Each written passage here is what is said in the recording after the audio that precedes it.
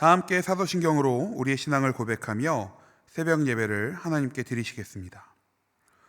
전능하사 천지를 만드신 하나님 아버지를 내가 믿사오며 그 외아들 우리 주 예수 그리스도를 믿사오니 이는 성령으로 잉태하사 동정녀 마리아에게 나시고 본디오 빌라도에게 고난을 받으사 십자가에 못 박혀 죽으시고 장사한 지 사흘 만에 죽은 자 가운데서 다시 살아나시며 하늘에 오르사 전능하신 하나님 우편에 앉아 계시다가 저리로서 산 자와 죽은 자를 심판하러 오시리라.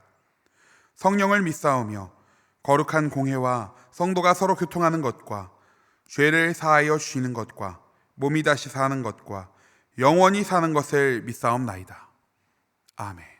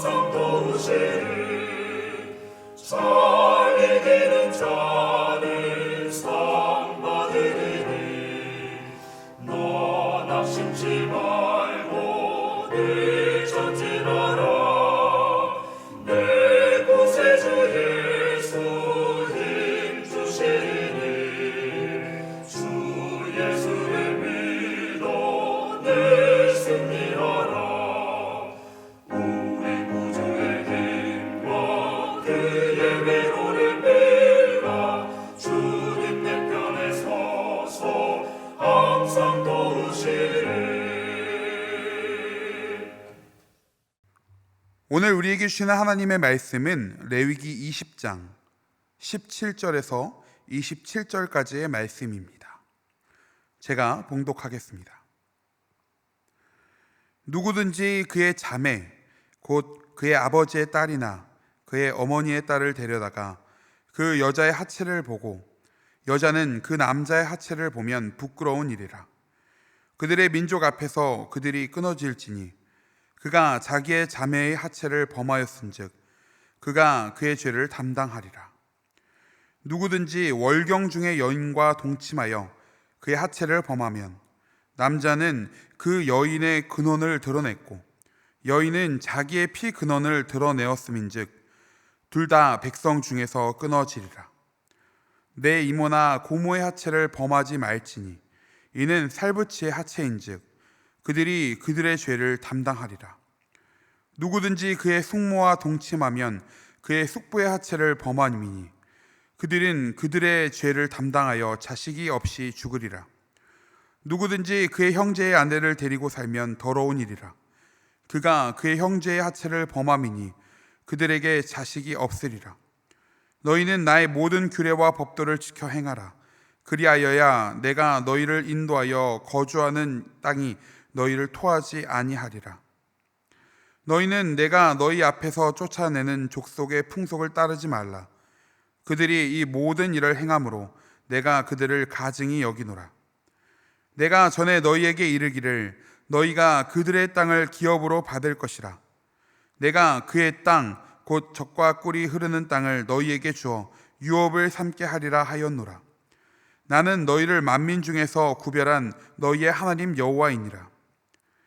너희는 짐승이 정하고 부정함과 새가 정하고 부정함을 구별하고 내가 너희를 위하여 부정한 것으로 구별한 짐승이나 새나 땅에 기는 것들로 너희의 몸을 더럽히지 말라. 너희는 나에게 거룩할지어다. 이는 나 여호와가 거룩하고 내가 또 너희를 나의 소유로 삼으려고 너희를 만민 중에서 구별하였음이니라. 남자나 여자나 접신하거나 박수무당이 되거든 반드시 죽일지니 곧 돌로 그를 치라. 그들의 피가 자기들에게로 돌아가리라. 아멘. 다 함께 기도하시겠습니다. 하나님 아버지, 이 시간 새벽을 깨우며 주님의 부르심에 응답하여 예배의 자리로 나아오게 하심을 감사드립니다. 이 새벽 드려지는 우리의 예배가 영과 진리로 우리를 주께 드리는 거룩한 산제사 되게 하여 주시며 우리에게 갈급한 심령을 허락하여 주셔서 주의 말씀을 듣고 주의 뜻대로 살겠노라 작정하는 이 시간 되게 하여 주옵소서. 이 예배가 주님께로 향하는 소중한 한 걸음이 되기를 소망하오며 살아계시고 역사하시는 예수님의 이름으로 기도합니다. 아멘. 할렐루야. 오늘도 새벽을 깨우며 이 예배의 자리로 나오신 우리 모든 성도님들을 주님의 이름으로 축복합니다. 오늘 함께 살펴보게 될 레위기 20장의 말씀은요, 앞선 18장부터 시작한 이스라엘 백성들의 성결에 관한 규례들을 종합적으로 마무리하는 부분이라고 할 수 있습니다. 18장과 20장은 거룩을 이야기하는 19장을 중심으로 같은 이야기를 앞뒤로 반복하고 있는 아주 특별한 구조를 가지고 있는데요, 이것은 19장의 거룩을 강조하기 위한 구조라고 이해하시면 쉽겠습니다. 그래서 18장으로 20장까지 이어지는 말씀의 핵심 내용은 하나님께서 거룩하신 것처럼 약속의 백성이 거룩해야 한다라는 이야기입니다. 하나님이 허락하신 약속의 땅에 들어갈 때에 그분의 규례를 지키며 그 땅에 살고 있던 자들의 부정한 것들을 단호하게 거부해야 함을 이 말씀을 통해 이야기하시는 것이죠. 거룩을 지키는 것이 하나님의 언약 백성의 사명이라는 것입니다. 이러한 큰 흐름 속에서 이야기를 마무리하는 오늘의 본문을 우리는 어떻게 바라보아야 할까요? 오늘의 본문을 크게 두 부분으로 나눠볼 수 있는데요, 먼저 17절부터 21절까지의 말씀은 성결에 대한 규례 중에서 사람 간의 수평적인 관계에서 지켜야 할 성결에 대한 규례와 그에 따른 처벌에 대해 다루고 있습니다. 그 내용을 들여다보면 수위가 아주 상당한데요, 제가 말씀을 준비하기 위해 처음 이 성경 말씀을 폈을 때 제 마음에 이거 어떡하나, 이걸 어떻게 전해야 하나, 이런 생각이 먼저 들더라고요. 그래도 간단하게 그 내용을 들여다보면 근친상간에 대한 규례들이 기록되어 있습니다. 그 대상은 이복 누이, 월경 중인 여인, 고모와 이모, 숙모, 그리고 형제 아내 순으로 기록되어 있죠. 너무 민망하고 오늘날로 치면 너무나 당연한 이야기를 굳이 이렇게 세세하게 규례로 정하실 필요가 있었을까 생각이 들기도 합니다. 이러한 이야기는 어제 신민철 목사님께서 말씀을 전해주신 20장 1절부터 이어지고 있는데요, 이 20장의 작은 주제를 반드시 죽여야 하는 죄라고 기록할 만큼 이 내용들이 정말 보기에도 수치스러운 이야기입니다. 그렇다면 하나님께서는 왜 거룩을 강조하기 위한 자리에 이토록 민망하고 수치스럽고 오늘날로 치면 당연하게 하지 말아야 되는 일들을 기록하셨을까요? 사실 고대 근동 사회에서 사회적으로나 지리적으로 결혼할 수 있는 대상이 극히 제한적이었습니다. 그러한 이유로 자연히 이 근친 간의 결혼이 보편화되어 있었죠. 오늘날과는 다른 분위기였다는 것입니다. 그러나 그 모든 것들은 하나님께서 세우신 창조 질서와는 다른 이방 백성들의 문화이자 그들의 특징이었다라는 것이죠. 그래서 하나님께서는 약속하신 언약의 땅으로 향하는 이스라엘 백성들에게 이방의 대표적인 문화이자 풍습인 이 근친간의 모든 관계를 단호하게 거부할 것을 말씀하신 것입니다. 이것은요, 단순히 어떤 성적인 문제를 넘어서는 이야기라는 것이죠. 하나님이 허락하신 약속의 땅에 들어갈 언약의 백성이라면 마땅히 하나님을 알지 못하는 이방인들의 부정한 모든 것들을 거부할 수 있어야 한다는 것입니다. 이는 오늘을 살아가는 우리에게도 마찬가지인 이야기입니다. 우리는 신앙인으로서 살아갈 때 세상적인 기준과 그 가치관에 항상 부딪히게 되어 있습니다. 어떻게 보면 당연합니다. 대표적인 것이 비교하고 경쟁하는 것입니다. 세상은 치열한 경쟁 속에서 살아남으라고 이야기합니다. 1등이 되라고 이야기하죠. 이를 위해 남들을 밟고 서야 된다고 말합니다. 그리고 그것이 성공이라고 이야기합니다. 성공한 1%가 되기 위해서 사람들은 수없이 경쟁하고 비교하고 남들보다 자신을 더 우월한 존재로 만들기 위해 노력합니다. 이러한 모습은요, 학구열이 대단한 이 목동 지역에서 더 많이 볼 수 있을 것 같습니다. 우리는 내 자녀에게 더 많은 투자를 하기 위해 노력하고, 자녀는 최선을 다해 다른 아이들보다 좋은 성적을 받고 좋은 학교에 들어가고 좋은 스펙을 쌓고 좋은 직장에 취직하길 원합니다. 이러한 모습 속에 아이들은 물론이고 우리 부모들도 비교하고 경쟁하게 되죠. 남들보다 더 좋은 정보를 얻은 것을 자랑스럽게 여기기도 하고요. 혹은 다른 부모들보다 더 많이 투자하지 못한 것 같아서 미안하고 죄스러운 마음을 갖기도 합니다. 이 모든 과정은 이 경쟁과 비교가 자연스럽게 우리 가운데 스며들어 있기 때문에 나타나는 증상이죠. 저는 어린이교회에서 사역을 하고 있는데요, 이번 여름 성경학교 주제가 바로 비교하지 않아요 였습니다. 성경학교를 준비하며 이 주제에 대해서 교사들과 나누는 시간을 가진 뒤에 어떤 교사가 제게 찾아와서 물었습니다. 전사님, 사실 당연히 비교하며 살아야 되는 거 아닌가요? 이 비교하는 것에도 굉장히 긍정적인 것들이 많이 있잖아요 라고 말이죠. 이 말을 처음 들었을 때 저처럼 지금 이 말을 들으신 우리 성도님들께서도 그래, 어느 정도 맞는 말 아닌가 생각하실지도 모르겠습니다. 그런데요, 성경은 결코 그렇게 이야기하고 있지 않다는 것이죠. 물건을 살 때 좋은 조건, 좋은 가격을 위해 비교하는 것처럼 사람들끼리 서로 비교하고 경쟁하라고 하고 있지 않습니다. 왜냐하면 우리 모두는 하나님께서 자기 형상을 따라 특별하게 창조한 존재이기 때문에 그렇습니다. 하나님께서는 각자에게 가장 잘 어울리는 모습으로 우리를 창조하셨고 잘 맞는 은사와 성향으로 우리를 지으셨습니다. 그래서 우리가 서로를 보완하며 한 몸을 이루게 하셨죠. 그렇게 하나님의 뜻을 이루며 나아갈 수 있도록 우리를 창조하신 것입니다. 그래서 우리는 비교하고 경쟁하는 것이 아니라 우리를 지으신 하나님을 인정하고 다른 사람 또한 하나님께서 그렇게 특별하게 지으셨다는 사실을 인정함으로 한 몸을 이루라고 성경은 이야기하는 것입니다.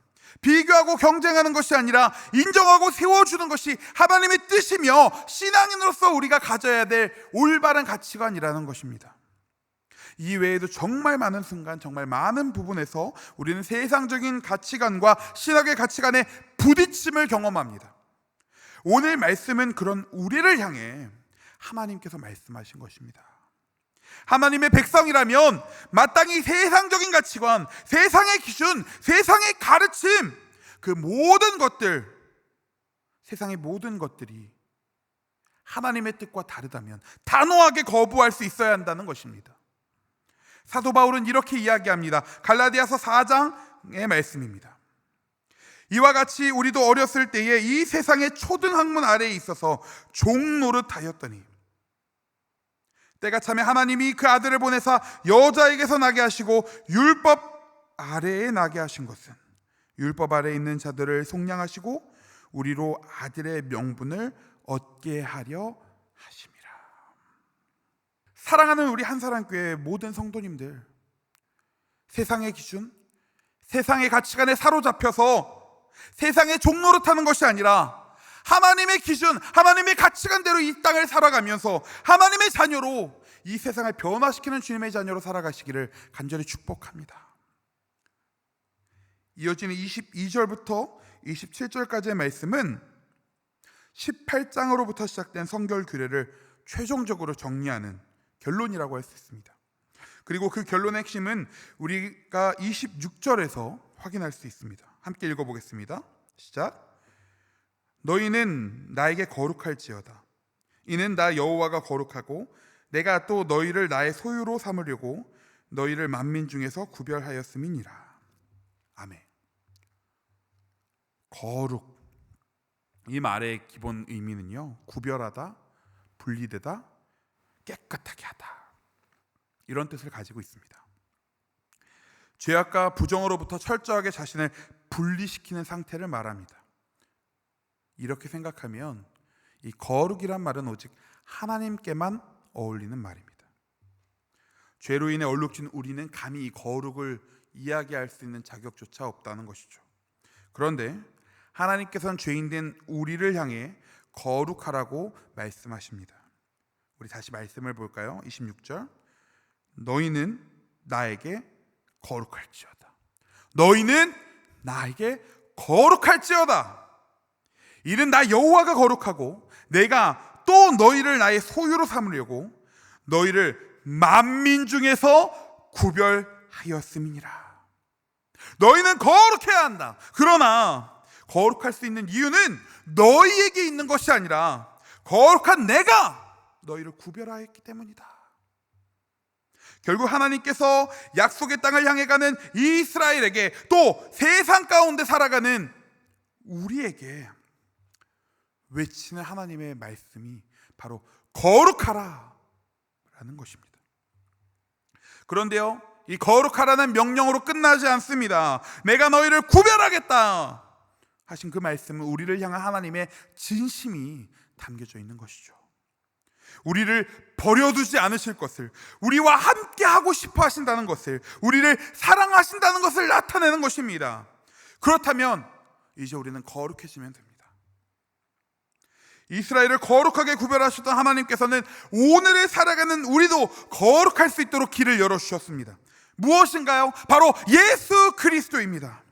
죄인된 우리를 위해 이 땅에 오시고 우리의 죄를 대신해 십자가에 달려 죽으신, 그곳에서 피 흘리신 예수 그리스도, 그리고 사흘 만에 부활하셔서 우리가 하나님 앞으로 나아갈 수 있도록 길을 열어주신 그 예수 그리스도가 바로 우리가 거룩해질 수 있는 유일한 길입니다. 그 예수님을 믿는 것입니다. 그런데 예수님을 믿는 길은 결코 쉽거나 가볍지 않습니다. 단순히 영접 기도문을 따라 한다고 해서, 말로만 믿습니다 믿습니다 말한다고 해서 주어지는 것이 아닙니다. 그 속에 진짜 믿음이 있어야 한다는 것이죠. 그렇다면 진짜 믿음은 무엇일까요? 우리를 위해 이 땅에 오시고 죽으시고 부활하신 그 예수님의 길을 따라가는 것입니다.